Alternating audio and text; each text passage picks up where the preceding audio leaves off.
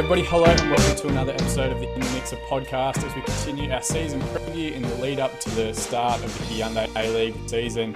Today it is one of the tastier fixtures and I'll have to make sure I take off my Melbourne City hat and leave it on the table as we're joined by Mike French, key supporter of Melbourne Victory. How are you, Mike? I am good, thank you, Sean. How are you? Yeah, not too bad, man. And for everybody listening at home or Kingston main players that potentially are tuning in, we have played football together for a good few years, so we'll try and keep any in-house jokes or any references that only will understand to a minimum. But good to be catching up and having a beverage as we preview what is probably the biggest derby in Melbourne, the only derby in Melbourne, between Victory and City this weekend. So basically, obviously people probably already figured out, moving to Australia from England. What are your thoughts on the A-League as a whole? Obviously the quality isn't of the same standard, but having something to compare it to or someone who's a little bit more familiar with those structures, what are your thoughts on the league overall?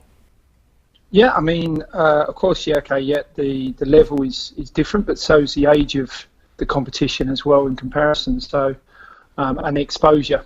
So I think the A-League does very well. I think we touched on it earlier, sort of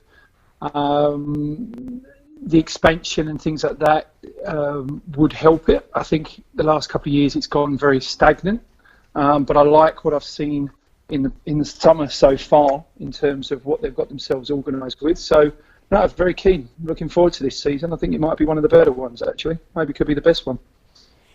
Yeah, I think like one of the running themes throughout these season previews, and for those of you listening, you will have to go back and listen to the other episodes and the other teams. We've kind of highlighted that a lot of the teams have raised the overall quality of their group of 20. So some of them aren't necessarily making as big a signings as a Melbourne Victory or a Sydney FC in particular in terms of marquees and things like that, but the overall quality of the league, it definitely seems to be improving, and I think as we see more and more clubs and, you know, facilities throughout Australia open, the training facilities that these clubs have access to throughout the course of the year, the way they're operating their football models and academy structures, it's only leading to a high quality league.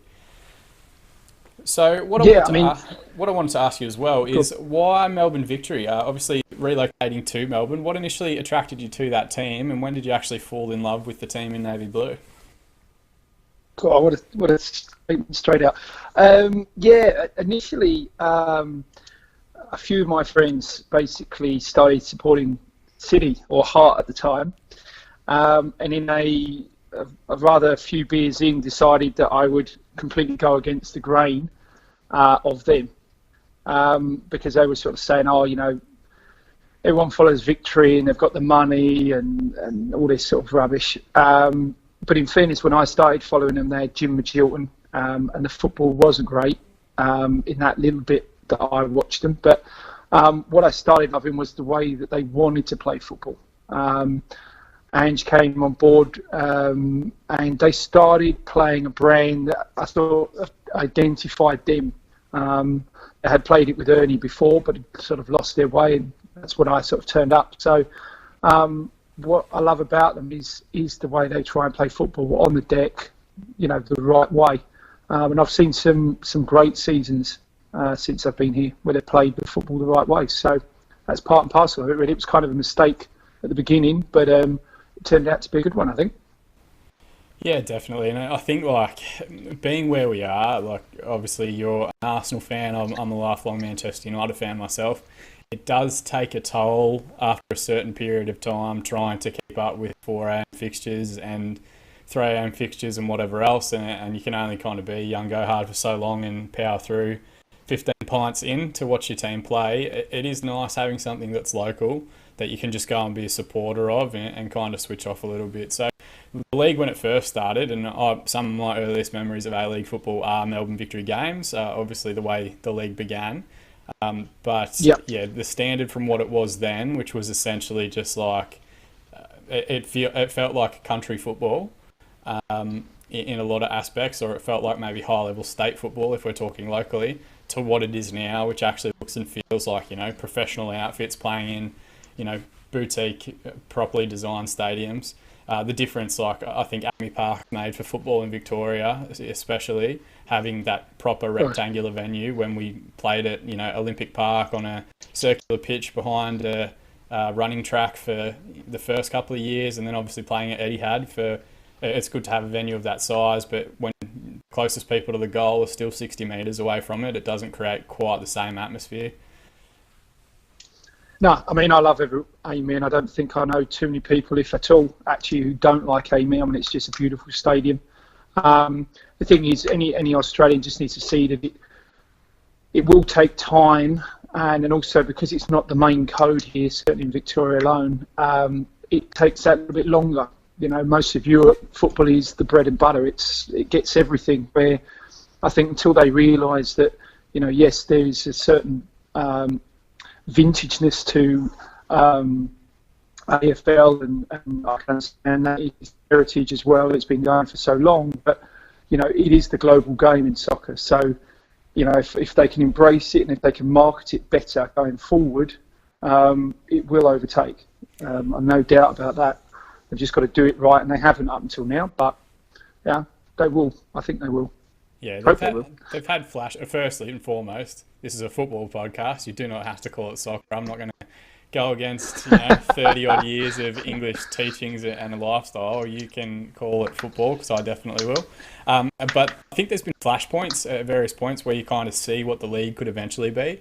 I think if the way participation rates are at the moment, particularly within Victoria and obviously around the country as well, it's growing rapidly in terms of women's participation and junior participation. And then, of course, there's long storied histories for a lot of state league men's competitions, particularly in and around Melbourne itself.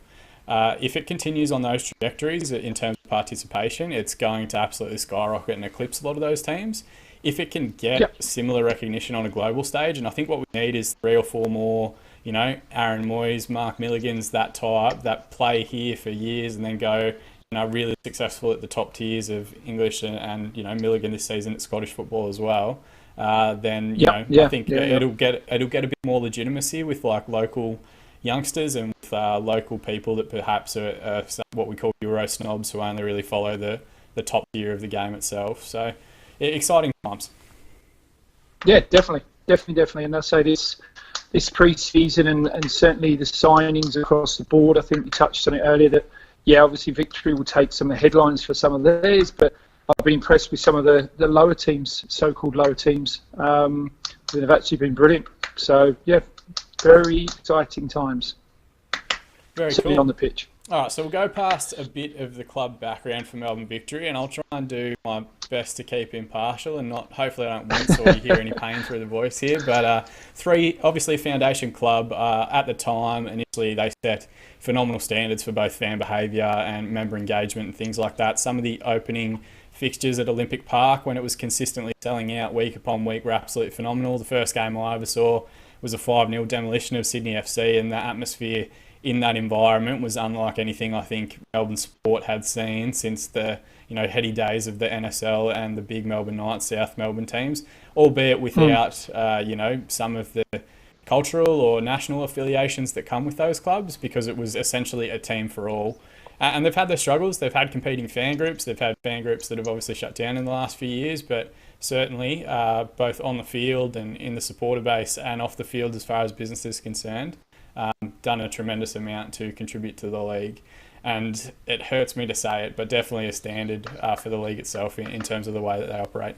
Obviously, 3 premierships as well have to be noted in 2006, 2007, 2008, 2009, and 2014, 2015, and now 4-time champions, outright claiming the most grand final wins after victories in 2007, 2009, 2015, and most recently in 2018, and 1 FFA Cup to their name in 2015. Of that relatively long list of trophies that we have to discuss, unfortunately, you've been actually here for quite a few of them. What are some of your favourite memories of those premiership and championship seasons, and which one sort of resonated with you the most?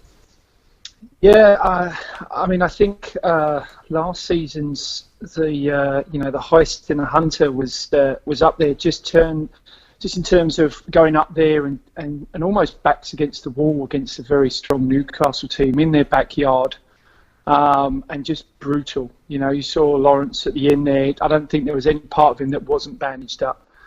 It was just sort of a walk-in Terry Butcher, if any English fans out there, blood-stained shirts and things like that. I think the season that we ended up winning the Premiership and then winning the Grand Final and the FFA all in the same sort of season, I think was absolutely brilliant. I mean, that team was electric. That was one of my favourites. I wasn't here, unfortunately, when Archie Thompson scored 5 in the final against Adelaide. Unfortunately, I wasn't here for that. I've seen many a replay of that one, but yeah, certainly the one where we won the league and then won the grand final so convincingly. I think that was probably the highlight for me personally. I think that just put a stamp on everything at the time. Exactly what Ange had brought through, and then sort of Muzzy, nailed it really. Yeah, he did do quite. It'll be interesting to see the parallels between Kevin Muscat and Steve Corica, given that Muscat made the transition to full-time management a little bit quicker, but they followed very similar career paths, returning as full Socceroos for the inaugural A-League season in 2005, and then they've both done at their clubs after retiring at them, long stints in various different coaching capacities, with youth teams, with as coaches, as assistant managers, whatever else. Yep. I'm not the biggest fan of Kevin Muscat as the player or the manager, but you can't help but respect the things that he's done, and certainly the lessons that he's learned in the ways that he's kind of consistently rebuilt teams. We'll talk a little bit further about their style and everything further on in the episode, but it'll be interesting to see how Steve Corica goes this year and if he has a similar learning curve, because it hasn't always been rosy for Kevin Muscat, but certainly his production has no, not at all. You'd kind of think things are going to have to go disastrously wrong for him to really be ousted to that position anytime soon. But again, you never know with him. He may want to challenge himself eventually at higher divisions, or back in Scotland where he made his career, or something along those lines. But in terms of the progression of Australian managers, it is good to see them kind of getting away from high profile international managers coming across, particularly in the Asian region, and focusing more on Ernie Merrick, who obviously was a part of Victorian football for years and years. We've already spoken about Postecoglou extensively, also involved with South Melbourne for years and years. And Kevin Muscat, of course, probably the first ballot Hall of Famer for Melbourne Victory if they were ever to induct anyone into it. So, yeah, really interesting times, and obviously some massive performances and games and rivalries across that period with various different good sides in the league. I think the highlight of the one you mentioned, Archie Thompson scoring 5, was that little-known Christian Saki stepped off the bench, and the 6th goal was the best one of the entire day when he smashed it in off the upright. But a lot of different treasured memories, and I think great nights for the league itself to pick from there. So the club owners, they are an unlisted public company. I think they're the only one in the league, but I'm happy to be proven wrong in the comment section below. Melbourne Victory Limited. Their chief owners, or their largest majority owners, are Mario Basson, the owner of Metricon, who is the front of shirt sponsor this year, and Anthony Di Petro, who has been involved with the club now since 2011 as the CEO, and he's also the CEO of Premier Fruits. What are your thoughts on the ownership group? Are there any real major criticisms within the Melbourne Victory fan base in terms of how they operate and the way that they're kind of continuing to progress the game and grow the club? No, I mean, I think the only fallouts have been with the club and the active supporters. I think that was the only thing that's really, over the last couple of years, grabbed attention on their handling of it, certain minority members and things. And I know they've made efforts, because any that were in games, at home games last season, saw the massive divide of the active area versus everyone else. But I know they've tried to curb that and address it and do what they had to do to get them back on side. So there's a hoping that this season the home support will be actually unified and all sitting and singing as one, because I think that makes a big difference for any team coming to visit and play us, that you haven't got this sort of split, segregated sort of fan base really. So no complaints at this stage on that. They've brought players in. They're backing recruitment and things like that. So no, nothing bad to say other than just dealing and doing the right thing by the active area. Yeah, it's a strange one. So I was involved with Melbourne Victory in their foundation season, not really as a season ticket holder or anything, but just trying to get around football in the area. And they had two very split and different membership groups, and one was based out of Old South Melbourne fans that were getting involved in the new team, and they had their own supporters group. And then there was a separate one that was essentially made up of a lot of the northern suburbs teams, so like Heidelberg, Melbourne Knights, a few others as well, and they hated each other. So it was weird to go to a game and have two competing sides, but both supporting the same team. And eventually I think they got over their issues, but it took them the best part of 10 years. And now, obviously, that group again is... It's hard to kind of... I think quite easily people forget to draw definitive lines as to whether they're upset at the club or they're upset at the FFA in some of their policies. But also the other side of it is I do think for Melbourne Victory, and also in our discussion we did for Western Sydney Wanderers, it's a very vocal minority that's unable to support their team without the use of flares or without the use of violence or aggression or anything like that. Like the standard forebear, I think, for everybody at the moment in terms of safe standing and fan engagement and all that sort of thing is the Bundesliga, and very little use of flares or anything like that is embraced within that game. It's all tifo work, it's all chants, it's all safe standing. And I do think rather than focusing on safe pyro or anything like that, the future of the league is more about embracing what the other divisions do well, and that comes probably more from the fan groups themselves rather than the league having to introduce anything. So yeah, it'll be interesting to see how that one plays out this season. Obviously, you do want to see the North Terrace get back around the club and start up again, because the club's better when they are involved. But if they could at least get on the same page and stop worrying about making it about them and making the club as successful as possible, I think it'd be a lot different. So we'll go through the last 5 league positions as well. 2013-14 finished in 4th position. 14-15 top of the league as premiers. 15-16 in 6th.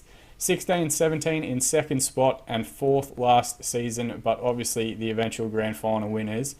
Very, very unique in that when we look at the last 5 seasons and then go back through their history, they have very rarely missed finals. There was obviously some yo-yo years early in the competition when Ernie Merrick had a great year and then a terrible year and then a great year and then a terrible year. But since then, they have pretty much established themselves as a side guaranteed finals football every year.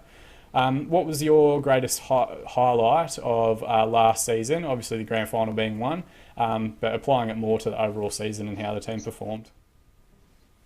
Yeah, I mean, obviously, as we said before, winning the toilet seat in a Hunter was definitely the highlight. Probably other than that fantastic away leg semi-final against Sydney, I think was absolutely out of this world. Terry in the last minute and that kind of thing, it was carnage up there. So that was probably one of the best games of the season. I suppose ultimately the frustration and the highlight all come sort of hand in hand really this season or last season.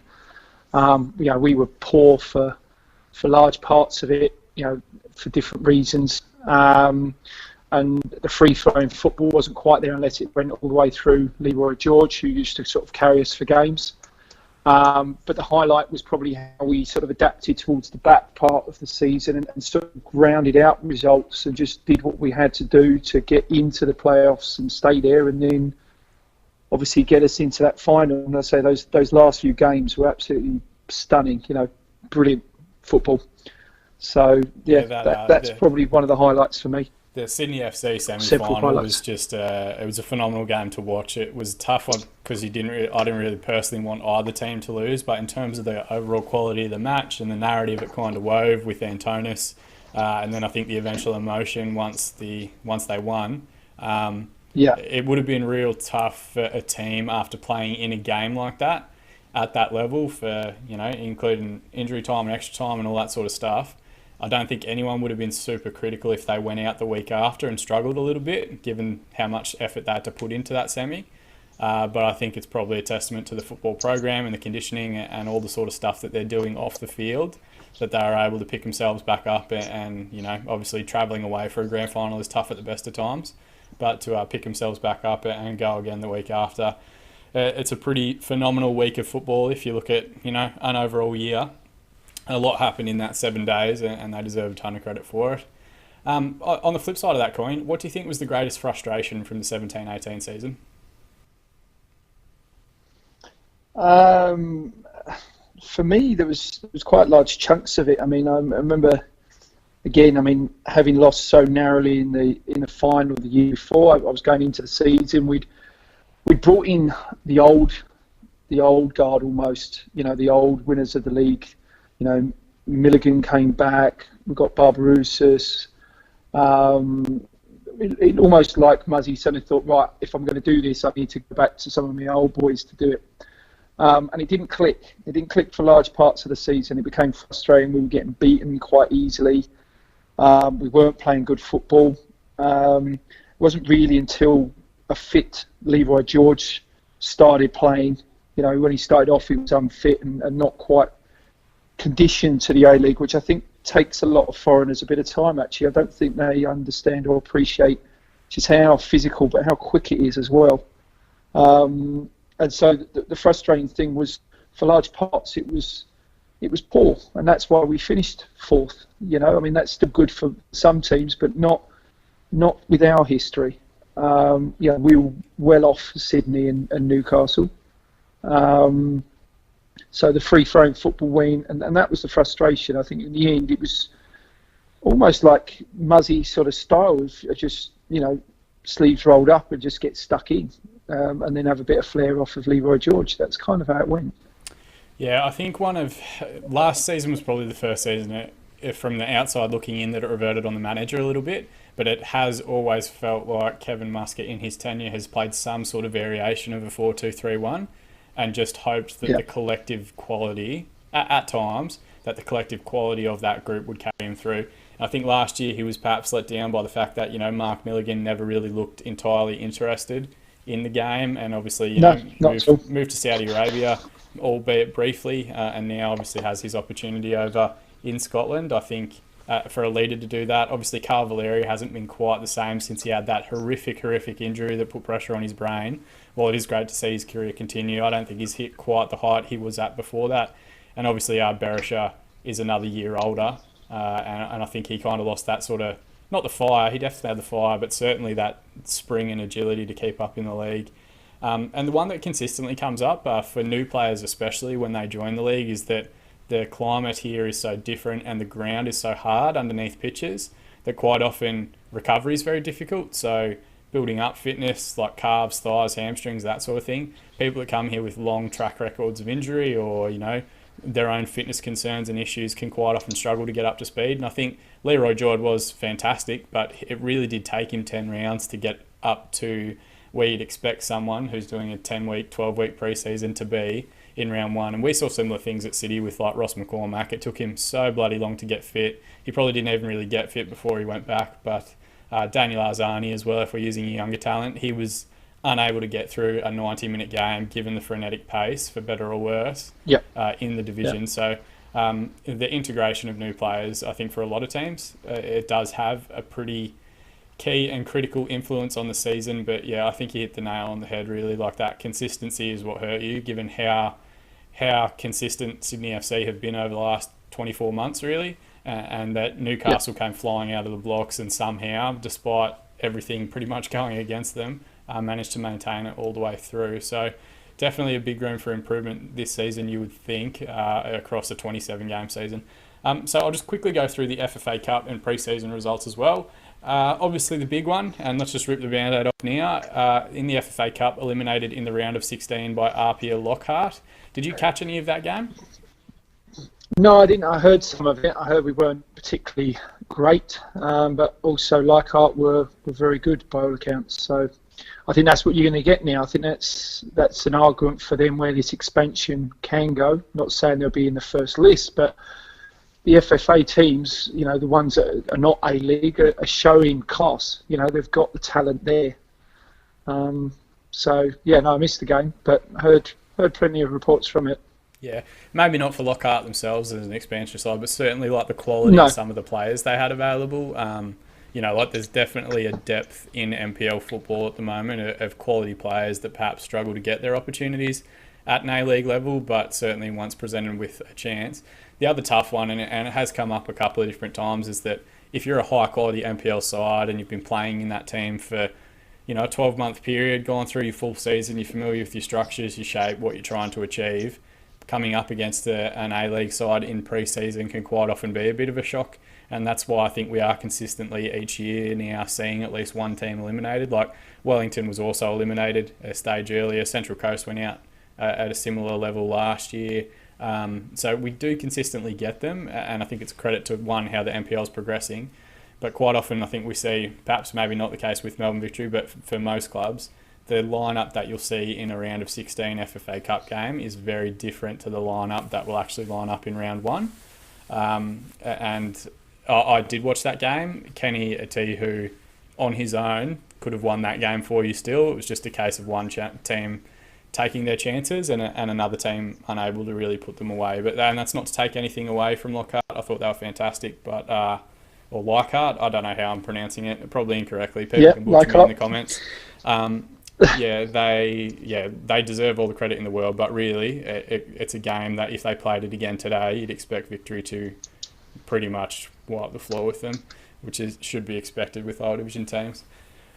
So what we might do is we'll go through, there's a bit of a long list of players out, extended and in, but we've gone through them for the other clubs. I'll just touch on each player and you can kind of give me your understanding of them. Some of them are a bit tough because they're obviously youth prospects or whatever else, but the first one is Mitch Austin, who came in after a decent season at Central Coast the year prior. He's now moved to Newcastle Jets, but he was initially released. Do you think he was just a victim of the continued growth of Leroy George last year and an inability to get consistent game time on that left wing? I think he was probably one of the most inconsistent players, I think. He was very frustrating.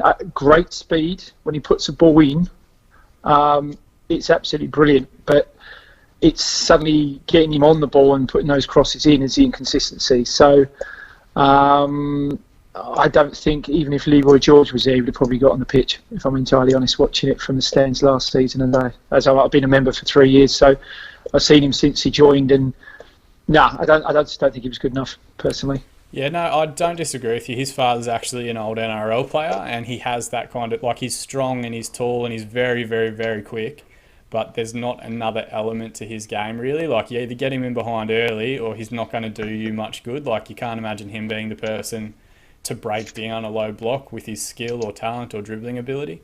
So Newcastle might be a good fit for him, given that he is, a very counter-attacking player.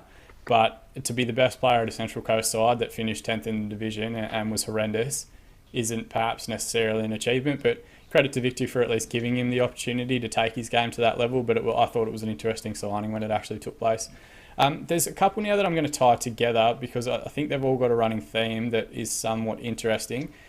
Cameron McGlip and Christian Theoharis moving to Birmingham City in England and Borussia Mönchengladbach in Germany. This is two players that, potentially weren't really given that much of an opportunity last year as teenagers and have now gotten themselves decent moves to some pretty good proving grounds in Europe. What are your thoughts on those two as players and the limited things that you saw? And what do you think it means when key juniors are able to get opportunities overseas, but not necessarily in the Victory first team? Yeah, I mean, it's a point to touch on some of our youth players. Is it a case of we're giving them an opportunity, or does Kev just doesn't think that they're quite right now to do it? And yeah, I mean, fair play to them and good luck to them in the opportunities they've given. They obviously see something, but a lot of the time I just don't know if the competition right now for them is a bit too high, whether they'll actually make any impact in Europe or they sort of sit in the reserves over there or on the bench.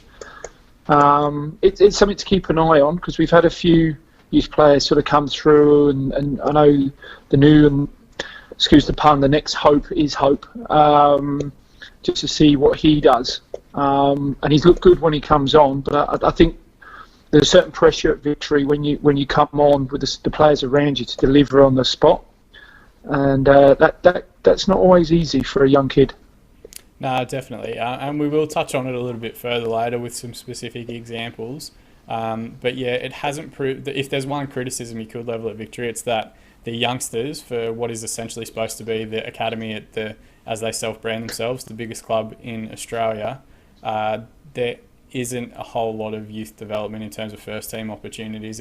And I know that comes with the pressure of wanting to be at the top of the league, and I know it probably comes with a lot of pressure from supporters as well. Like, if they had hung around, and let's say for an example, two of the players that have gone out this year, Berisha and Leroy George, if they had have come out and said we're going to give Cameron McGlip and Christian Theoharis the opportunity to play up front and on the left wing, there likely would have been a lot of pushback from supporters and said, we're making all this money, we're in profit, why aren't we investing it back in the club? So it's tough. It's a lose-lose situation.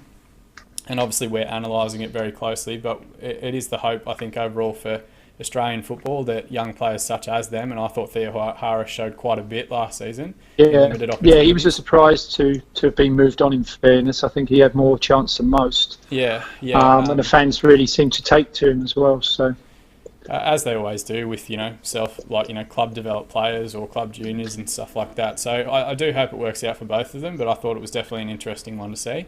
The next one who's left and at this stage or at time of recording is released, he may have been picked up by another club since, Matthias Sanchez. Now I think there's a long running theme in the Hyundai A-League, whereas if there's ever an Argentine player that at any point played anywhere near, around or close to Lionel Messi, they'll get picked up by an A-League club at some point in their career.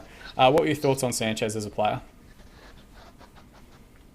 He was a bit crazy, actually. I mean, we used to bring him on. He used to go around kicking people. He was very passionate, let's just say that, on the mild aggression. But again, technically not the greatest. And I don't know if that was, I don't know if he was there just to run around and sort of break things up, Yeah, it was an interesting one given that he was a visa spot. When you look at the likes of Mark Milligan, Carl Valeri, Lee Broxham, Reece Williams can also play in midfield. To pick up another midfield anchor, and especially, a midfield anchor that is taking up an international space, it was a really interesting signing because I believe it was pretty late in pre-season last year. So obviously just a one-year deal. It's low risk, low reward. But yeah, an intriguing one at the time. The other one that probably I think stings a little bit more is James Donachie has headed over to Geelong Dragons to get himself a decent payday and a steady weekly wage. What were your thoughts on him, given that he did play the majority of the games last season? Yeah, I liked him. I liked the partnership. And I know we'll get to it. It's probably Reece Williams as well. I think they starting to build a partnership. Donachie did have the often sort of stupid moment and he'd get himself sent off for in a situation, but he was coming and growing into his position with us. So, I was disappointed actually. I was hoping he'd stay on, in fairness. Yeah, I quite liked him because he's a Brisbane boy and a Brisbane fan. He came through their youth system but then left when they were, that really, really strong side to try and get more consistent first team football and to challenge for titles. Every time Melbourne City played Brisbane, you'd see James Donachie at the game, sitting in the Brisbane Roar away end. So similar to, like, if I wanted to use an English comparison, the way that Jordan Henderson still goes and watches Sunderland, it was similar to that. Yeah. So he's probably the closest equivalent we have. But hopefully it works out for him. We have seen players have pretty mixed outcomes when they head to certain Asian countries, Korea being one of them. But fingers crossed it works out. Another one that has headed over east, or not east geographically for us, but as the old adage goes, Big Besa Berisha, the crazy Albanian, has headed to San Frecce Hiroshima in Japan. Obviously, love him or hate him, and the majority of people hate him, but it's only because they have to play against him. A phenomenal player for the Hyundai A-League as a whole. He leaves as the competition's leading scorer in its history. The first player to pass 100 goals as well, I believe. What are some of your favourite memories of Berisha and his performances for victory? No, it's just the passion and the fact he loves scoring against Sydney and you boys, mainly you boys actually. When I say you boys, I mean Melbourne City. Always us. Just love it. Just the passion, I just love what you got from him. There's probably a half a dozen different memories of him peeling off towards the away support and making direct eye contact with me, it felt like. And usually if there's a player that's consistently doing that to you, they've got something about them. So obviously I liked him a bit better when he was playing at Brisbane, but a phenomenal talent. And I think it was a good time for him to leave, one, so that he can get that sort of last paycheck. He's a 33-year-old, and also I think it was important for Melbourne Victory to free up a marquee spot. I feel like the longer he was at the club, like he was just going to continue to demand marquee wages and marquee status. I don't think, given his fiery nature and his belief in his own ability, he was ever going to be willing to be brought back inside the cap. So I think it's a good move for all involved, but who knows what could happen. The A-League is a very small place. He may be back here one day, either with Victory or with another team. Yeah, that's true. That's true. We'd certainly welcome him back. But I mean, yeah, I think he was getting to that stage where, you know, he was also, his legs were starting to go a little bit, and his influence. I mean, anyone around the box with him with the ball, you know, defenders beware. But I think his mobility was starting to lag a little bit. So I think, yeah, good time all around for him. I think for us to part ways. Definitely, and we'll get to some of the players signed, but I don't think the club's going to particularly miss him that much. The next one is Reece Williams. He's a bit of an enigma, obviously, for years and years and years. Super highly rated, but just had a horrible run with injuries, was essentially Middlesbrough's captain for a long time, but not playing for the Socceroos. Made his pretty much triumphant return to the A-League with Perth Glory, then fell out with both the management and the administration. Got his move across to Melbourne Victory, was rarely fit, but when he did play, obviously showed a lot of the talent that he had. What was some of your favourite memories of Reece Williams, and what do you think that is the reasoning behind his move to Saudi Arabia with Al Qadzia? Well, unless there was people inside the club, obviously, or fans, it came with a bit of a shock, you know, and 1 minute he's there, the next minute, you know, he's in the colours and they're, you know, posting it on social media. I know by a few other fans, I know that he was actually going to be one of the pin-ups for this year. So it certainly obviously caught, I think, the club by surprise as well. So, yeah, big shame, because I figured that he'd got over some of his niggling injuries and he was starting to really be a presence in that defence. And we kind of need it, because we are generally a forward-thinking, you know, football team. We play going forward, so you do need a good rock at the back to compensate for that. And, you know, good in the air, he put it around a bit. So, you know, it was very calm, I would say, on the ball. You know, he could pass the ball. So, yeah, big miss, that one. That could potentially, yeah, that could haunt us. I'm not sure.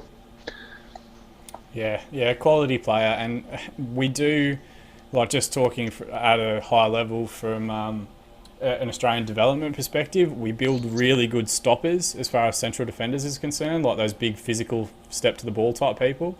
He was more of that, like, Rolls Royce player, and not comparing the two, but, like, you know, your Rio Ferdinands, potentially going back even further just for you, like your Tony Adamses, that read the game really well and were really good technically, rather than being just kind of the big physical aggressor. So very unique in terms of a central defender for the A-League, and I think the league's a little bit weaker without having him in it, but we'll see how it pans out. I think better players have gone to the Middle East and then come back relatively quickly, but hopefully he gets his money. The next one, Stefan Negro, similar to some of the players we highlighted earlier, a young player with great potential, and I remember a couple of really good performances I thought he put together in the fullback spots last year. And then for whatever reason, whether management style or maybe application in training or just his age, he seemed to, despite playing pretty well, given limited opportunities, go back to the bench once everybody else was fit and available. What were your thoughts on Stefan Negro and his now move to Brisbane Roar? Yeah, I mean, it'd be interesting to see now what he does up there. I liked him. Again, he sort of felt for me where, you know, sometimes I see him and he'd have a good game, and then sometimes, you know, I think it's very hard as well, I suppose, before I start, to say that I think when a youngster doesn't get a run of games and it stops start, it's very hard for them to get in their flow and get a rhythm with the rest of the team. So I feel a bit sorry. I think he would have been good, because we know, I mean, okay, we've got now covering in Ruin and Corey there for this season, but I think he would have taken one of those spots had he just been a little bit more consistent, or had the opportunity to. It's might be an in-house one there. You don't know what it was like. It's just a bit behind the scenes. There was obviously something they weren't quite sure about with him. Yeah, we'll talk about some of the players in, but they have signed someone with the expressed intent that they will play as a right back, and I'm not 100% convinced that person is superior to Stefan Negro. So he's a Ballarat boy. He grew up, you know, just outside of Melbourne, about an hour away. For those of you that are listening in from interstate, it'll be interesting to see if he ever does make a return to one of the Melbourne clubs. I'm sure Melbourne City would give him an opportunity if he asked for one. but he'll turn 21 this season. Really, he needs to kind of make that jump to get first team football, to be considered for those very, very difficult to get contracts when you're between the ages of 23 and 27 and whatever the other exemption ages are. The last one, we have briefly mentioned him already. Leroy George left the club after essentially demanding marquee wages.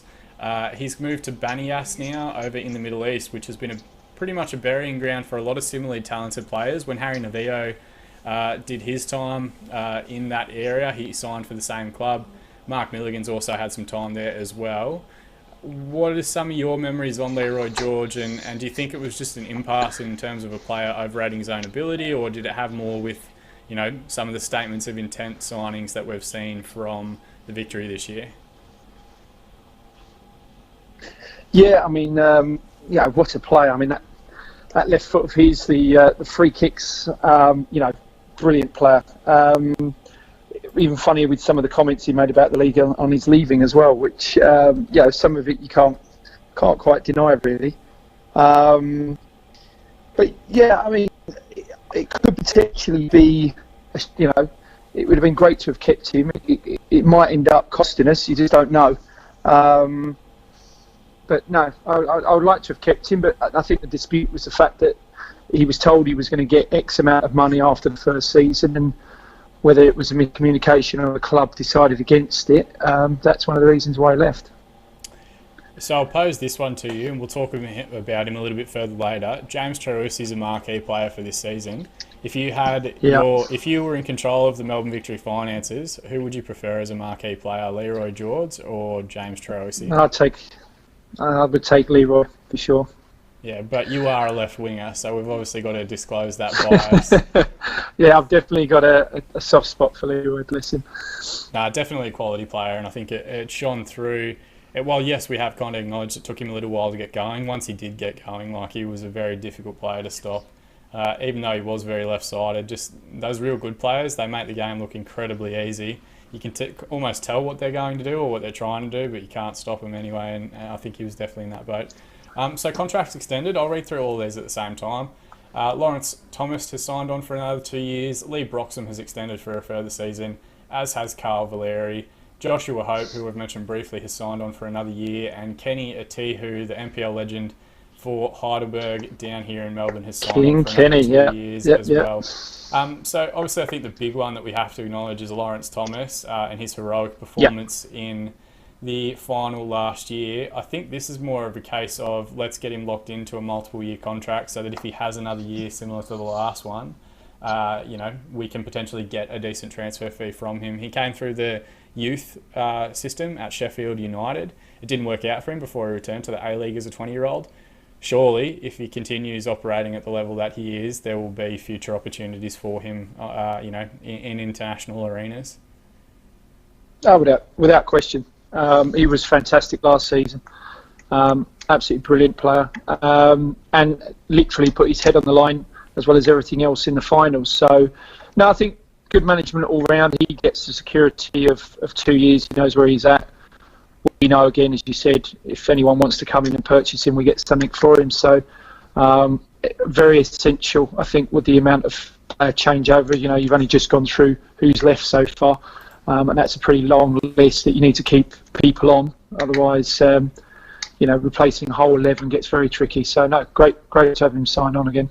Yeah, I think it's a lesson that the league took way too long to realise. Everyone used to just sign 1 year contract after 1 year contract, and then if you had a promising youngster, they would go for nothing at the end of the season. So I think it's a smart business play and a smart football play to get him there. Worst case scenario, he plays for 2 seasons for the club. And that's a pretty good worst case scenario to have. Next to Lee Broxham and Carl Valeri, obviously both now into their 30s. Both have been around the club for a good few years. How important do you think the captain and vice-captain's leadership will be moving forward this season?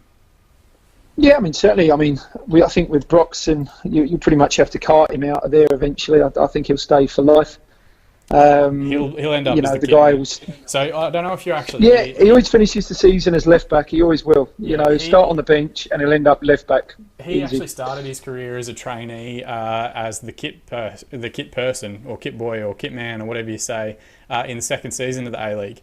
And that was how he got his trainee wages and then eventually made his debut, and essentially has been involved in every squad since then. So I don't think it would be totally out of the ordinary unless his DJing career kicks off, DJ Brox, around the tracks in Melbourne. And I wouldn't be super surprised if we see him play to the age of 35 and then just goes back to being the kit man that he started as for the next 40 years after that. But obviously a tremendous servant to the club. Yeah. And again, I think him and Valeri will be very, very important this season, with the turnover of players as well. They'll need that leadership in the dressing room to get them ready for what's going to happen. So, definite keep-ons. The next one, Joshua Hope, we have mentioned him briefly. I don't know a tremendous amount about him, which is kind of a bit unique because I'm nosy like that. I believe he's an attacking midfielder. Where do you think his best chance is of cracking it into the senior team this season? Well, until we know really how they're going to line up, we're trying to fit all the attacking players we've got into the starting lineup. You'll see, but it'll be a 4-2-3-1. I don't think you're going to expect anything revolutionary. Just like no, he's not going to change the formation, I suppose. Yeah, while there are some big signings, I don't think there's enough different signings to signal that it's going to be a different structure or anything like that. Yeah, so he sort of plays a 10, very good dribbler, almost like I don't want to pin Messi on him, but he has got that kind of lazy sort of way of being able to take people on. Would be probably playing behind the main striker, which you'd imagine will be Torvinen, but he might even deploy maybe on the left to cut in. It would be interesting to see how he uses him this season, actually, and the fact that they've gone about extending his contract, they obviously would be nice to see him on the pitch a bit more this season. You heard it here first. Joshua Hope is the Australian Messi, courtesy of Mike Friend. There we go.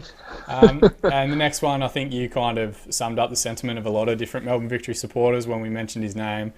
King Kenny signing on for another 2 years. I think it's always great to see players come in from the MPL structure and succeed. I kind of think he's a little bit like a baby horse standing up for the first time. But what do you think endears him so much to the Melbourne Victory supporters? I think they can, obviously, partly from what you've just said. So I think when a fan, and it happens anywhere across Europe, whenever they see a player that's come from maybe similar background as them, and they can actually see that they've got this chance, probably an English version would be, say, Jamie Vardy, something naturally sort of makes you sort of lean towards them, that they've come from sort of one of us, really. And he's got a bit of a Bambi about him, but I know I've listened to a few podcasts with him, and I think it was interesting to hear how much of a difference it was coming from Heidelberg to Victory in terms of, the diet, the training regime, the physicality of it. So I think this season, he won't be the first headline, but I think he might be a bit of a dark horse in this team going forward this season, because I think they'll play a little bit more direct. Tornovan and him are very similar shape, a little bit different to Bess, because you wouldn't put the ball in the air for Bess, it's more to feet. We might be a bit more direct this year because of the size of the both of them. So it might be a big season for him, actually, I think, certainly with the Champions League as well. Yeah, definitely juggling a few different competitions this season, and I think that's a great shout. Obviously a similar target man structure, whereas you'd say Berisha is essentially a very clinical poacher in and around the box and kind of throwing himself about a little bit, but a classic target man. They can be hard to come by, but fingers crossed he continues his development and progresses a bit further as an A-League player. Now we get to talk about some of the exciting ones, the players that they've brought in over the last off-season. The first being Corey Brown, the left-back signed from Brisbane Roar. Say what you will about his departure from Brisbane and kind of the way that he went about it once he decided he wanted to leave. At his best, proven to be a quality left-back option within the league itself. Yeah, I think for him it's a solid acquisition for that position. Muscat knew what we needed to go and get and went and got it. He's not going to need any sort of time to adapt to the A-League. He knows what he's doing. It's just whether the step up. We'll just see what he does. But no, I'm comfortable with both of them. Obviously, talking as we will about the left back as well. But no, good, solid A-League acquisition, I think. Yeah, definitely. And I don't think you've had like a specialised left fullback since Adama Traore left. And you could maybe say Georgievski, but I think that's just because Georgievski's pretty good. That proper left-footed balanced player. I think the criticism this time last year was that there wasn't one. And obviously we saw Lee Broxham fulfilled that role in a variety of different games, including the grand final. And Stefan Negro at various points as well. But obviously they've identified a key target and gone after him pretty aggressively. The other one that's joined is Kiwi international Storm Roux from Central Coast Mariners. Interesting one. I was actually at the Melbourne City game and about 10 metres from him when he had that horrific injury that kept him out for quite a while. He was progressing nicely as a player. Still relatively young, but obviously I think he's at a point now where he needs to kind of take his game back to that level that had so many people lauding him. What are your thoughts on Storm Roux as a player, and how do you think he'll slot in as what you assume is the starting right back for the season ahead? Yeah, again, similar thing. I haven't seen much of him before, so I've only seen a couple of sort of videos that come out in training and whatnot, but I've not actually seen him play last season or season before his injury. But again, I think actual specialised positions in left and right back will actually be something new for us rather than putting a round peg in a square hole. So I think that will give us some balance. So that I'm looking forward to it at least. And the other one is the return of Nick Ansell, who left to go overseas and played for a couple of different teams. Most recently, Tondela in the Portuguese leagues. What are your thoughts on his return? Still only 24 years old, but one of those players that feels like he's been around for 100 years. Yeah. In fairness, he has. It'd be interesting to see what he's learned, because I know when he was playing for us, he was fairly dependable. He was being playing against the wonderful Del Pierre, so hopefully he's learned something off him. So it looks to me like he'll be sort of the leading centre back, and hopefully sort of takes up that mantle and owns it. To be fair, because I think he'll need to. I think it's be quite a defining season for him, actually. And bringing up Del Pierre is an excellent segue into the next signing, George Niedermeyer, who's joined from Freiburg in the German Bundesliga. They obviously played together for quite a while in Stuttgart. What is the early read on him as a signing? Personally, from the outside looking in, I think he's probably the most critical signing, and him working out will go a long way to decide Melbourne Victory's fortunes this year. What's the early feedback on him as a player? Apparently from pre-season, he's done well. He's good on the ball. Obviously, he's a big, lanky sort of giant. So he's certainly got the height. So hopefully he can cause dramas in the opposition box as well. He will be paramount. As I say, that's why I think Ansell, with his A-League knowledge and everything, will help. Because obviously it will take a little bit of time to bed in, but I think them forming a partnership will determine exactly what happens at the end of the season for us. Yeah, it'll be interesting to see how the Nick Ansell, Thomas Deng, what you'd assume are the two of them competing for that other central defensive position. But yeah, it'd be interesting to see how they line up this weekend in the Melbourne Derby, and then also who can kind of nail down that spot throughout the course of the season. You'd have to assume at 24, Nick Ansell is going to expect to play football every game that he's available, but obviously Thomas Deng made his Socceroos debut this past week, and I'm sure he has expectations to play the majority of the games as well, so it'll be an interesting balancing act for everyone. I'm going to leave the last two until the end, so we're going to jump ahead and do Raul Baena, who signed from Granada in La Liga. What's the early read on him? Yet another defensive midfield, deep-lying playmaker styled player. Yeah, I think he comes in and replaces the Sanchez, which we got rid of. So again, only things you see online and whatnot of how he plays, and it looks very technically a bit more gifted actually, not as physical. So it would be interesting to see how they deploy him, whether they have him sort of in the middle, deep lying, but sort of a bit more of I know, sort of measuring of the tempo. You know, if he's taking it from the defenders and moving it forward, because I think that was something last season that sometimes we were a little bit slow in transition. So hopefully, maybe they've got him in with his skill set to actually, kick us on. Yeah, definitely. So the other one is Ola Toivonen actually signs from Toulouse in League One after playing the most recent World Cup with Sweden. Interestingly enough, he's inside the cap. How important do you think it was to very early, make a replacement signing up front? And what do you rate him? Well, yeah, I mean, I watched him in the World Cup, watched him score against Germany, and I think for me, I've got a lot of time for him. I think he might be, probably our best one. I know obviously everyone's going to go for Honda, but I think, this guy's here for 2 years. As you said, I mean, a massive coup for the management team to actually get him under the cap as well. So they've done well there. But I think everything he brings, he's physical, he's tall, but he seems agile with it as well. So I think he will cause a lot of drama this year for most A-League defences. So yeah, I think it's a great sign. And someone like I said, he played for Sweden in every game in the World Cup. So it's not sort of one of those ones that he retired years ago and we sort of pulled him out of nowhere. He's actually really at the forefront.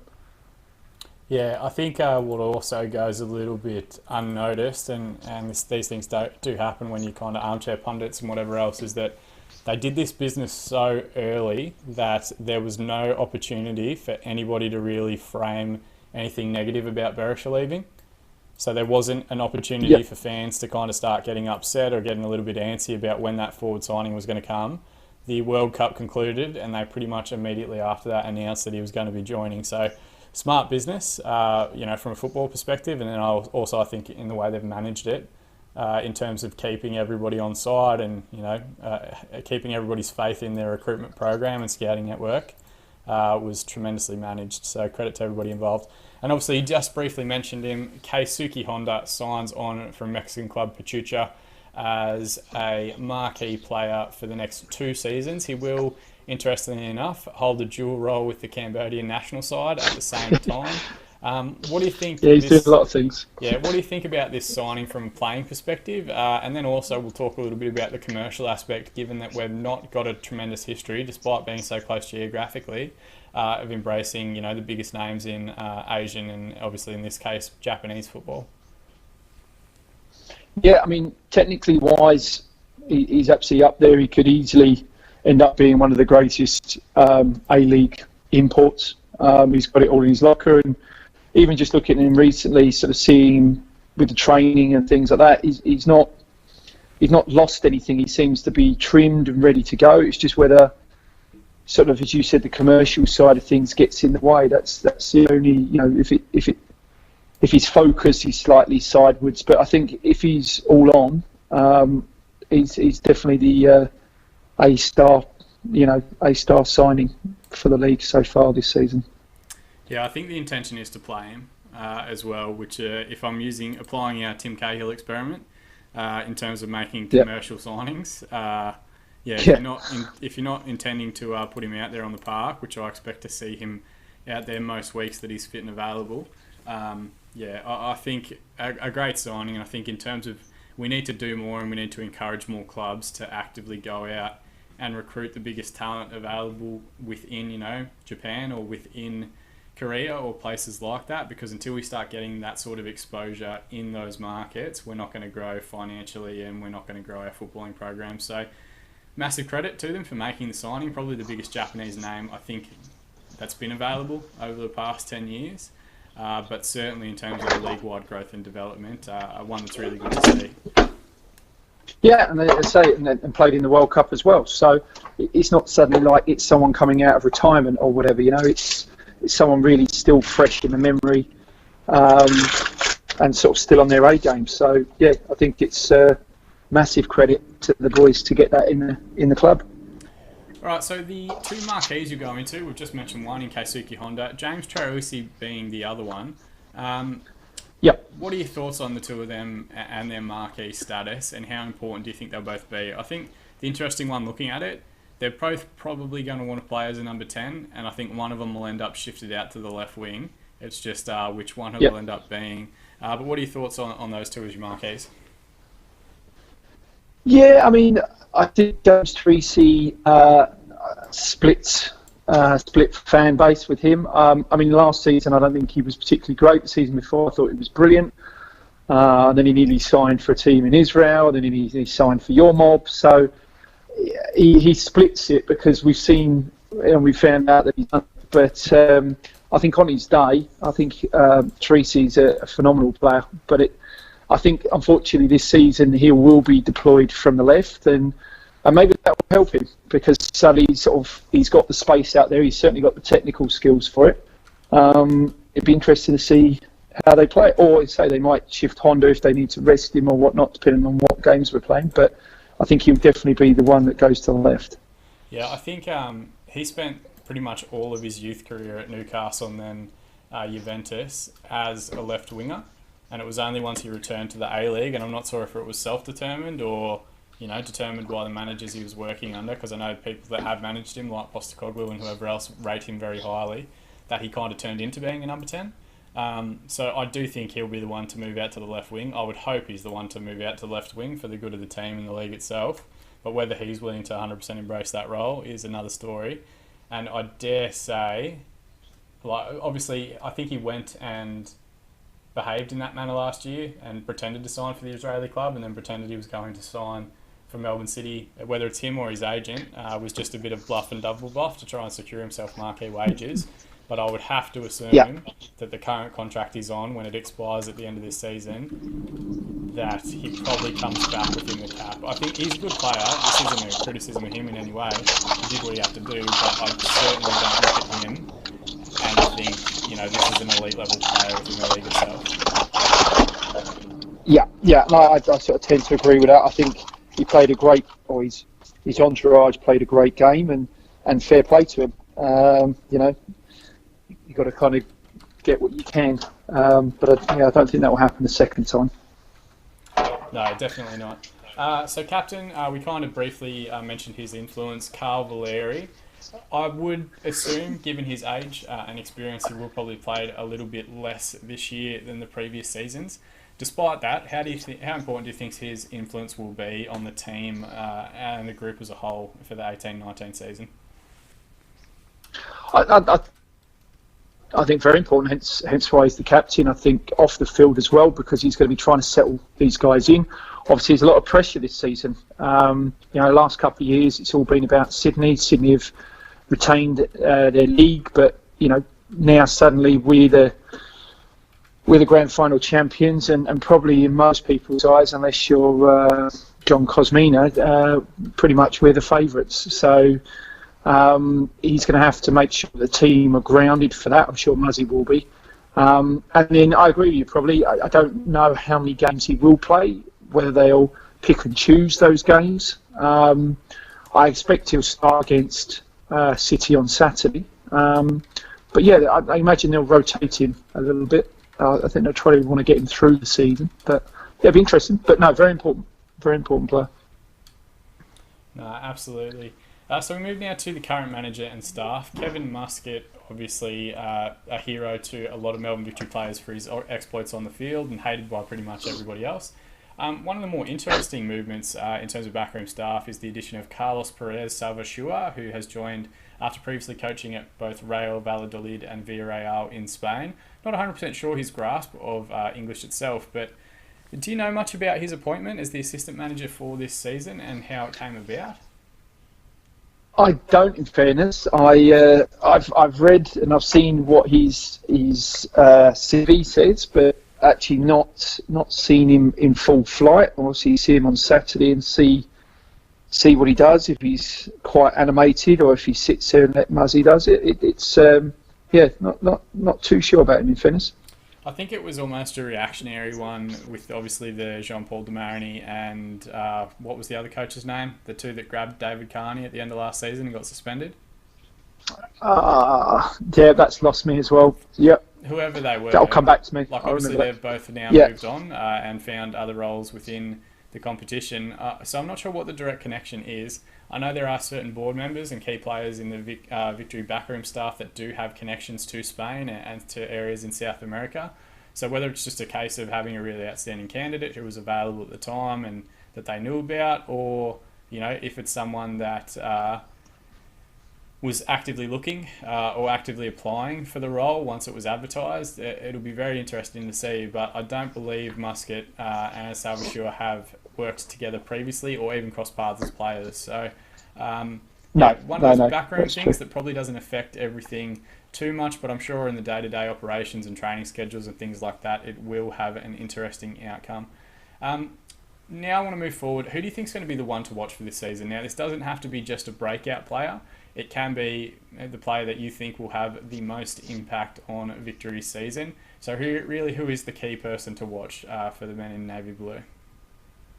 For me, I still think it'd be Toivonen. I think that's my player to watch for us, and I think the breakout player will be King Kenny. Personally, I still think it'll be in that up front sort of mode that will come most of our headlines. But Toivonen, I think he's going to be the guy that scores the goals. And I'll throw in my honourable mention to George Niedermeyer. I think his success and him, kind of remaining fit and integrating into that, what is, I think, a very top-heavy side, potentially. And we'll go through my thoughts in a minute. I'll give you a chance to go back over him. But if they can get him fit and firing and leading that defensive group, they'll be tough to beat. What about on the flip side of the coin? Obviously, one of the league's great pantomime villains, Besart Berisha, has left. Who do you think is going to step up and take the mantle as the one to hate whenever any team is playing the Victory? Well, in fairness, when it was first released, I actually thought that Honda would replace the new hate villain of Cahill, actually, the sort of, I don't know if many people know, but he actually wears two watches for balance. So one on his right and one on his left. And if you follow his Instagram with I am man and I am this, that and the other. So slightly different from Best, because I think, to be honest, everyone hated Best because he scored against them or he caused some sort of controversy. But I think, probably Honda, just because I think it'd be interesting sometimes. I think he could come across as a bit of an interesting character, potentially. Bit of a millennial sort of type. Yeah, it's a tough one to pick. Who will be the biggest, sort of, because there's quite a few around the league and there's quite a few in different areas. I just see all of that hate that was previously came through on the pitch for players like Mark Milligan, Besart Berisha, whoever else, now just being entirely centred on Kevin Muscat, to the point where, like even the slightest 0-0 draw will be championed by the rest of the supporters within the league, because they had, I think, no right last year to win the league, and he still found a way to. Oh, sorry, I don't say win the league because they didn't, to win the grand final, and they still found a way to, almost out of spite. So I think his role... I think he'll relish that, though. He'll love it. Yeah, no, I 100% agree. I don't think he'll shy away from it in any respect. He just doesn't seem to be that sort of character. But I think it gives him a platform to be the Mourinho of this league, essentially, where he's entertaining and doing just crazy things each and every week. So it'll be interesting to see how that one plays out. Now, I won't play the devil's advocate. Some of these are my own opinions. We have kind of touched on it briefly. The big question to be answered by Melbourne Victory this season is, are they too top-heavy to compete this season? Now, what I mean by that is, a lot of the teams that we've seen be successful over the last few years, that phenomenal Brisbane side, those really good Central Coast teams, Adelaide United when they won the division, and obviously Sydney FC, have been built entirely on really solid defensive structures. Sydney FC being the example with Brillante and O'Neill in midfield, and then Wilkinson and Jordi Boyce holding the central defensive partnerships. Those four real positions, are they potentially too focused on recruiting in the final third and not doing enough to secure that area of the pitch? Well, it's definitely a question to ask, because I think the highlight players and the glory players are at the other end. But I think, as you said, if they can get the German going and Ansel sort of steps up with it, they've got two solid A-League fullbacks. But yeah, certainly it could well turn into a we'll try and score more than you sort of open football, which we kind of play a little bit like that anyway. We've never been, defensively minded ever, really. So, yeah, there's an argument for that. Yeah, definitely. And like you can only speculate until you see the teams running out in the early rounds of the season. It can be tough. They have had some interesting pre-season results, but again, you can't read too much into those either because I feel like Wellington beats teams in pre-season every year and then is trash for the rest of the season. So, yeah, anything could happen in that regard. Now, the elephant in the room, we did briefly touch on it as well. Only Lee Broxham and Josh Hope could be considered club-developed talents currently on senior contracts. There are a few other scholarship players around. Why, as the biggest club in the country by their own branding, aren't Victory producing enough of their own stars or enough of their own starting 11?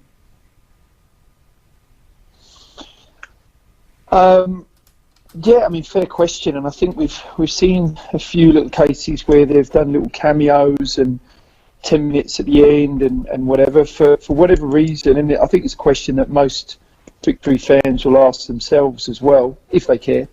Most will just love the fact that we win, but I personally, having seen it for myself, is sometimes I just don't think the quality is as good.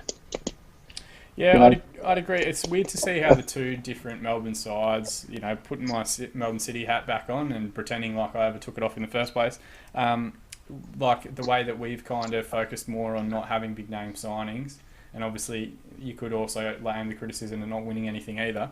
But the way our main achievements have been in the last few years, Aaron Moy and Daniel Arzani, whereas for Melbourne Victory, there isn't really a player that you've seen go direct from the A-League to a European club and continue from there. They have had at various times the likes of Tom Rogic, the likes of Aziz Bayic, who I think is in a very similar situation to Thea Harris, where he came through, did all right, and then essentially one miss, destroyed his career before heading over to Melbourne City and continuing his career progression the long way through Turkey and now Holland.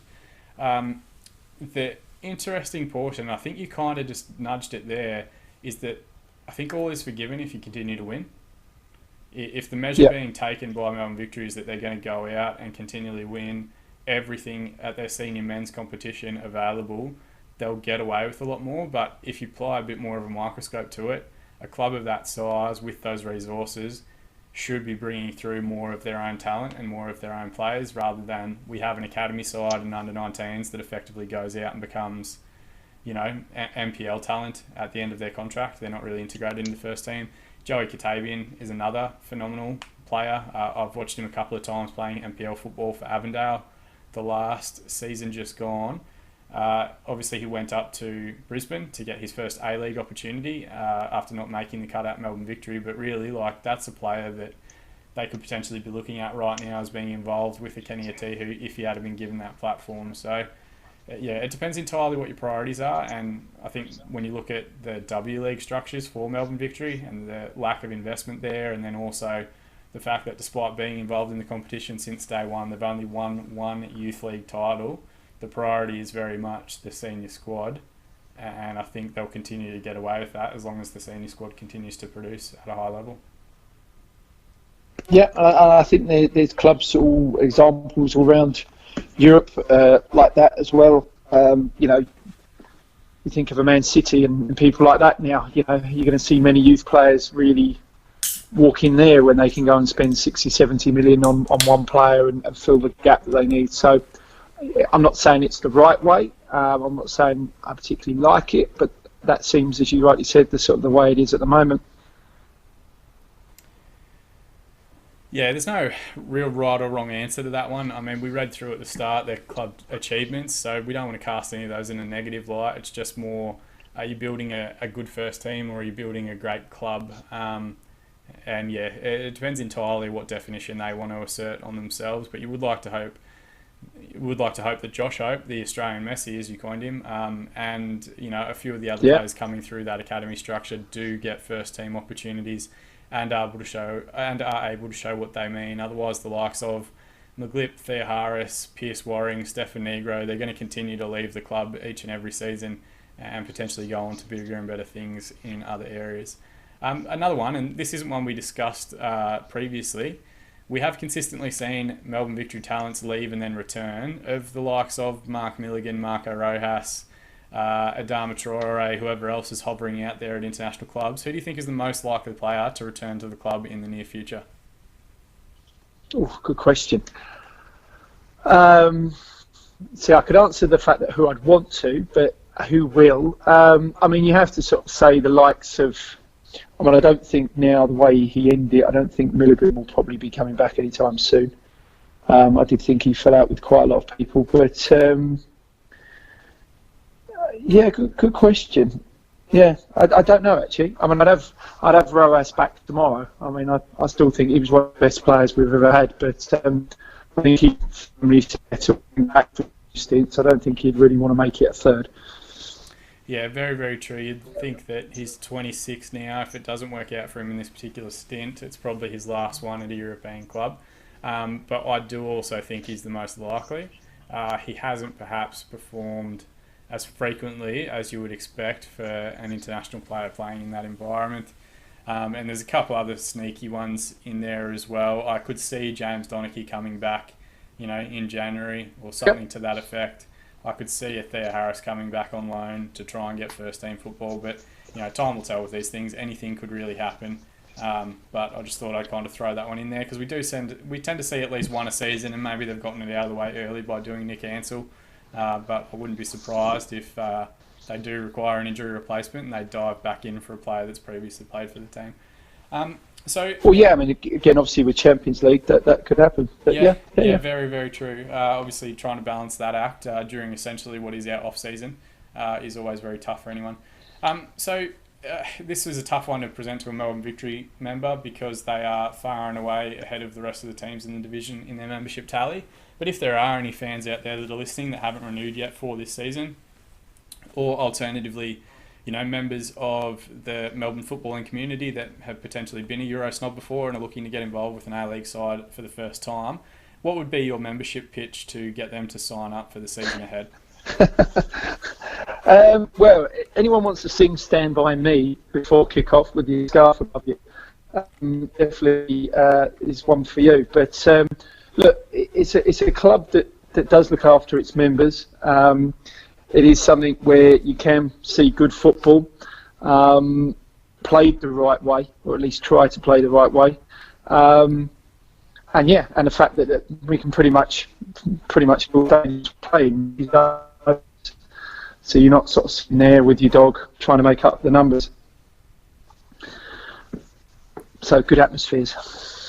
Yeah, definitely. And I think it's a great shout as far, between them and Sydney, and maybe us, but only because of our beneficiaries, they're probably one of the better run and most financially secure clubs in the country. And when you get those sort of things right, you're never going to be towards the bottom of a 10-team division for long. And even like last year, a fourth place finish, as you noted, isn't necessarily considered a success, even though they won the grand final and that papers over it a little bit. It's not a club that you should ever expect to not be challenging for titles and towards the top of the division and performing at a high level. So hopefully they don't perform too well, but I think the expectation for a lot of people, as you noted, is that they will be one of the strongest teams in the division this year. So on that, what are your season expectations? What do you think is a pass mark for the group as a whole, and where do you think they'll finish this season?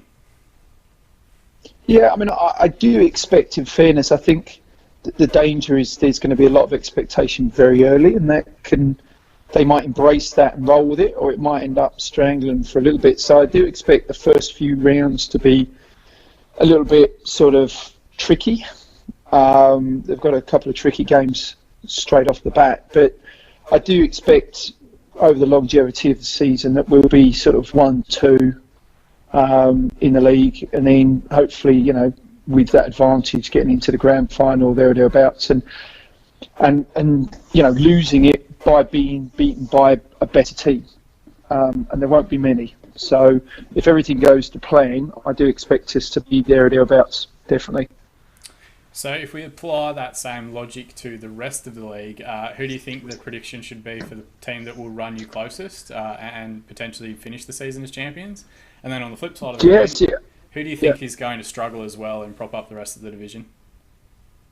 Yeah, I mean, ultimately, I think it's actually going to be a very, very strong A-League comp this year. I think most fans will agree that the last few years have actually been really boring. You know, you've had Sydney outright strip everyone, and everyone's playing for second. Last season was good because you had the Jets there, but this year everyone's gone and added something. You know, I've been impressed by, Jets holding on to their players, but actually sort of Central Coast Mariners. You know, getting people like McCormack. I mean, obviously everyone, and we haven't touched on it, but obviously Usain Bolt. But I feel like I have to dedicate an entire 6-week special and get everybody on to talk about Usain Bolt, because he comes up in every season preview that we've done, positively or negatively. But yeah, and fantastic goal during the week. We'll have to add it in for next week when we do the first season review. But maybe I'll invite you back on if this one thrives in the victory community. Yes, no pressure. I mean, the Mariners have done well with McCormack and stuff, so I think it'll be a lot tougher just to make top 2 or top 3. But I expect Sydney to be there. I expect the Jets to be there. I think Central Coast to be there. You've got Adelaide as well, who might not score, but they fend really well. And then probably you guys. I mean, you've kind of flown under the radar in comparison. You haven't really gone out and grabbed the headlines like I suspect you would, considering who owns you. You know, it's going to be a tough one. To finish the lower ends, that's going to be that's going to be key. I think there's anyone going to be outright flatlined. I think everyone's going to be competitive this season. Looking at it. Yeah, no, I think that's a great shout. Like, it may not be necessarily the best team ever in the league wins it, but certainly they'll have beaten the deepest field of competition that the league has ever seen. I think there's a couple of teams that are rung below and will struggle, but certainly there's a good, like even Central Coast that you mentioned briefly there, like some of the additions that they've made, there's a good depth to talent across quite a few teams, perhaps more so than any of the previous seasons of the league itself. So hopefully that bodes well for the competition. And hopefully, fingers crossed, in the next couple of weeks we get to talk expansion as well, and for a few additional teams. Yeah. As sort of, someone who's not local or heavily affiliated with, well, obviously you're affiliated with Melbourne now, having lived here for quite a while, but you also spent time in Sydney. From an expansion capacity, which bids fascinate you the most, and which 2 teams would you like to see added to the A-League itself? I mean, you've got obviously a few different choices, and I have them, but perhaps it left my brain now. So who's the top 4 that I know has been gone through onto the short list? Is it 4 or 6 that are on the short? Nah, there's like 11, but some of them are very. Didn't they shorten it down? Yeah, so they did. Yeah. They initially had 18, I believe, and then they cut 6 or 7 of them. So it's still a big list, and they were either going to announce today at time of recording at an FFA board meeting another shortlist to be completed by the incoming board, with the other one finishing up at the end of this month, or they were going to announce the 2 teams as their kind of like final act. Essentially, they've done neither, and they haven't announced further cuts to the shortlist, but it will be resolved in the first meeting, you'd think, of the new incoming FFA board once they are appointed. So it will be a little bit further down the track. Some of the key bids, or the leading bids, like I think the Canberra for A-League 1 has been massive. Tasmania, unfortunately, isn't in it already, but those 2 markets have never had really top-level elite football franchises to cause their own, despite both being relatively decent markets for players within the league itself. Some of the older clubs, obviously, trying to get involved again. Wollongong Wolves, I think, have put together a really good bid. So have South Melbourne down here. They are very healthy financially in terms of a lot of the application fees and in terms of their own resources and talent and that sort of stuff.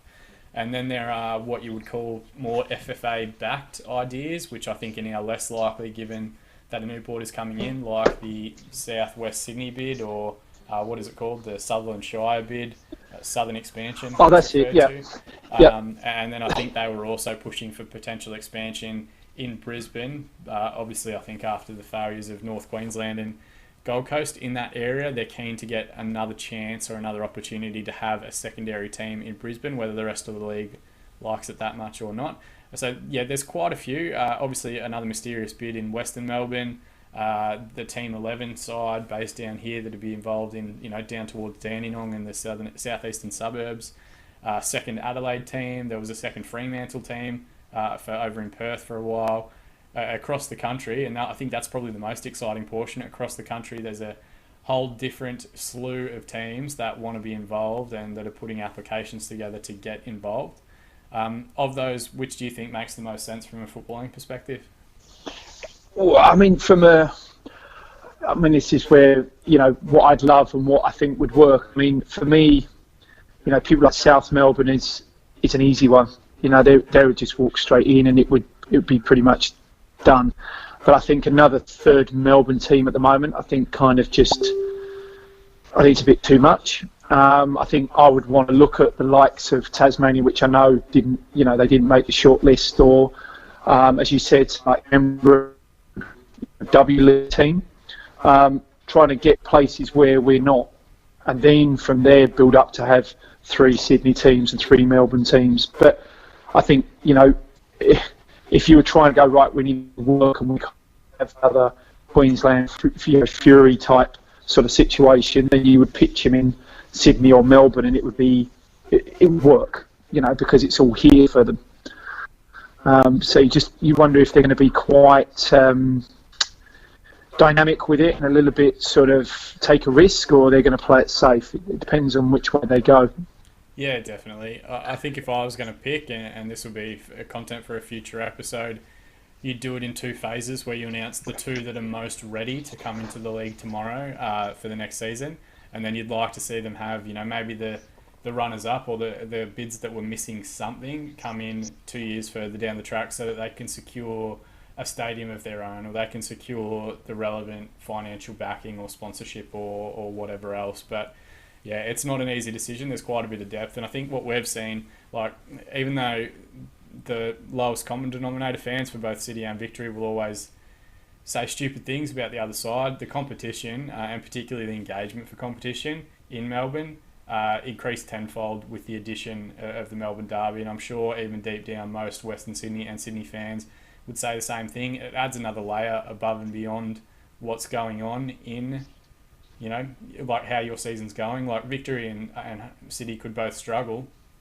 but the fact that they have those 3 games against each other for bragging rights in the town gives them something to play for. So I would also love to see, Perth get the boost that they really desperately need by having a local derby.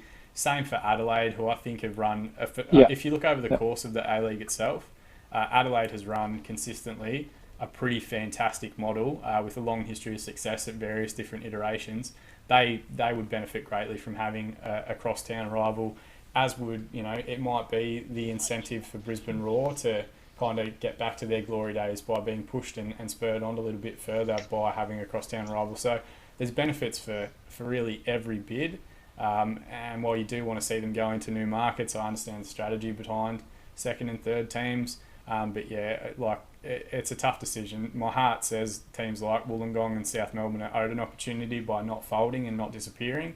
But then there's also some really exciting things happening, like Team 11, like the Tasmanian bid, like Canberra, who of course I've barely mentioned, but definitely deserve their own team after propping up the W League for so many years. But yeah, it'll be interesting, and we'll probably do an entire podcast just on the expansion teams and their backgrounds. Once we know certain a bit more details. I mean, the one thing is for sure, at least it's happening. I think that's the only thing I would say in the last. This is number 15, isn't it? Season 15, this one? 14. Yeah. So I think, about time now that there needs to be some new blood in there as well. And then do it on a 3-year basis or whatever it is, and bring teams in. And it will just keep it, interesting, and that's going to just aid the whole league. You're going to grab more fans. It's just going to build the brand. And that's what I think they need to do next. That is definitely the next phase. And the league itself has never done that well in terms of like forward thinking and forward planning. Like when they introduced Gold Coast and North Queensland, it was super rushed. It's not like they announced it 2 years in advance. They announced it and the team was in next year, so there wasn't that much time to get that fan engagement or to get that necessarily hype where they can say, hey, like this is the competition now, but 2 years down the track, we're going to have this, and this, the way that the MLS does it. Where Yeah. and same with Western Sydney. Western Sydney was thrown together pretty much in 3 months and had tremendous FFA backing and investment. Melbourne Heart, obviously, a similar story. They were a little bit longer in their lead time, but there's never really been, hey, here's the map, here's the pathway, we're going to aim for 20 teams by 2030, and here's how we're going to do it. So you do hope that you want to see that progression. I'm not saying we will ever get to 20 teams, but at least to have some sort of pathway there so that the league is continuing to grow rather than running risk of stagnating. And I think if we don't add new teams soon, it'll definitely start seeing negative returns on that. So, interesting one. All right, last one, and it is probably the easiest one for yourself. Melbourne Derby this weekend, the first one at the newly rebranded Marvel Stadium. I cannot believe we haven't seen a shit ton of marketing around the town and posters around superheroes colliding and whatever else. What is your prediction? What is your prediction for the Melbourne Derby this weekend? I think it's going to be 3-2. Victory's way? To us, sorry, the victory, I should say. Yep, we're at 3-2. I thought I was going to trick you into something there, but it did not work out the way I thought. Yeah, no. Yeah, we don't traditionally get many DOR nil-all draws. No. Well, neither team can generally defend, and I think that'll be the case this time. I do think it'll be a bit of a score fest, which would be a good advert for it as long as we win. But in saying that, just I know because you touched on it about not having the superheroes and picking on thing, but I don't know about just putting it out there for you or anyone else listening, but the lack again of advertising and build up, considering it's only 3 days away. You follow Instagram and stuff, you'll get it. I've seen your posters, I've not seen any of ours. Strange. Yeah. Again, a couple of years ago, it was you couldn't move. You couldn't move. Be everywhere. It'll be on buses. Anything that moved, anything you could sellotape something to, they did. And that's something the last couple of years. Again, I think they've dropped the ball a little bit. No, that wouldn't happen with any of the other codes. Yeah, the biggest frustration for me is that there's nothing that comes from the FFA. Like Newcastle put out a really good advert for Newcastle and their seasons for their W League and Youth League teams as well, and it's like made in Newcastle or something like that, and it's kind of about the city and about all the players and what it all means to them. But again, that's a club that made it, and you mentioned that you keep seeing our posters everywhere. That's because the City Football Group is printing their own posters and plastering them everywhere, paying for signage, and you'd probably only be able to give credit to Fox Sports for some of the preview work that they're putting together, but even then you've got to aggressively go out and pursue it by either getting a Fox Sports subscription or going to their website every day or whatever else.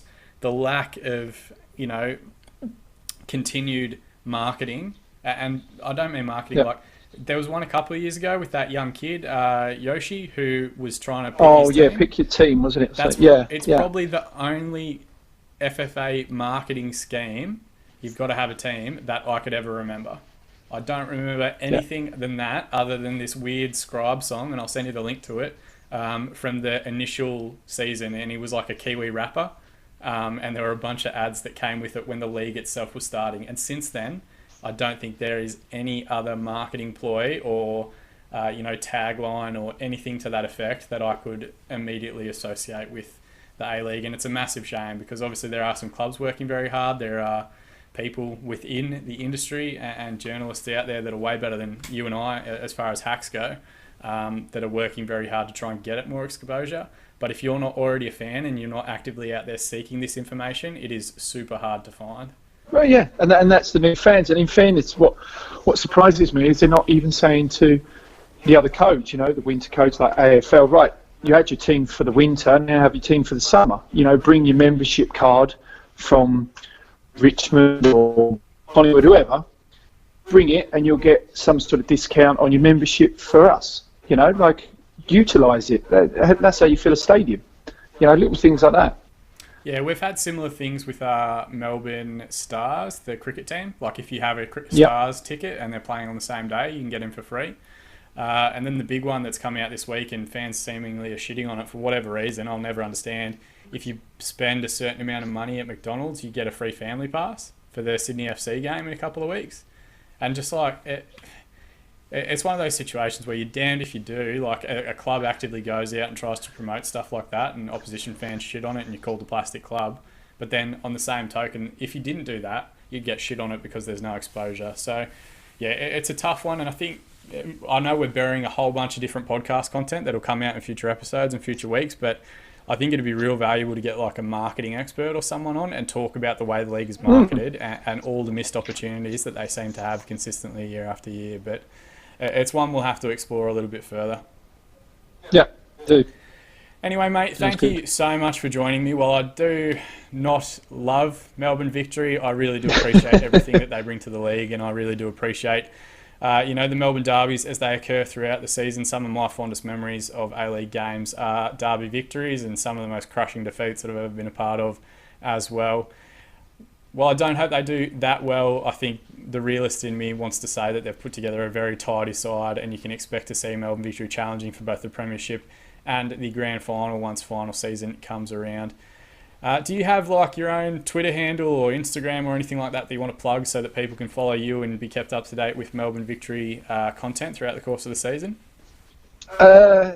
Off the top of my head, actually, I'll have to come back with the next time. Actually, no, that's okay. If you give me the details, I'll put the links to your media stuff. savvy. Yeah, I'll put it cool. as a link in the comment section below, and anybody that wants to go and creep on your Instagram can go and have a look. So that's not a problem at all. We will also put the links to the Melbourne Victory and What the Vuck podcasts in the comment section. So if you are looking for more specific Melbourne Victory content, we can find a whole bunch of it out there for you. Yeah, for Vuck's sake, I'll give a shout out to them. I listen to them every week. They're brilliant. So yeah, I will say that to them. Did I say What the Vuck? Yeah, the Vuck. Okay, yeah, we'll have to check if that's trademarked for when you do your own spin-off podcast. But yeah, definitely. More than anything, though, thank you so much for listening. If you are watching this one on YouTube, please subscribe to the channel at @InTheMixer_podcast. You can also join our SoundCloud page, also at @InTheMixer_podcast, and be kept up to date on all A-League content and new podcasts as they're released each week. On Twitter at @InTheMixer_pod, because we ran out of characters on that particular handle. But again, more than anything, thank you so much for listening. Please pass on any feedback that you have, and we'll see you guys again in the Mixer.